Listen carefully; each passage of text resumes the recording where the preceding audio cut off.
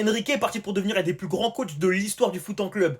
En fait, rendez-vous compte de la folie, s'il vous plaît. Déjà, rien que cette année, il a battu Hansi Flick, il a battu Unai Emery, il a battu Pep Guardiola, il a battu Arne Slot, il a battu Diego Simeone, il a battu Mikel Arteta, il a battu Xabi Alonso, il a battu Vincent Kompany, les frères.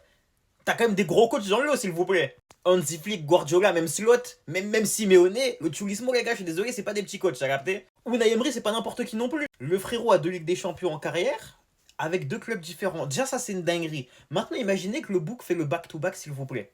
Imaginons, je dis pas que ça va arriver, mais imaginons que le PSG, par le plus grand hasard, fait le back-to-back. Les gars, je suis désolé, je dis pas que ce sera le plus grand coach de l'histoire parce que ce sera pas le cas. Mais il rentrera dans le débat du top 5.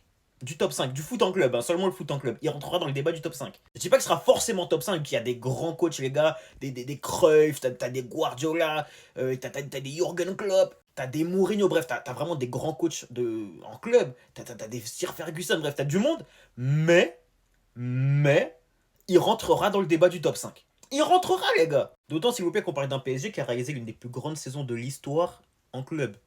Les gars, on a tout raflé. On a vraiment tout raflé. On a battu le vrai record historique. Donc, clairement, il va rentrer dans le débat bientôt.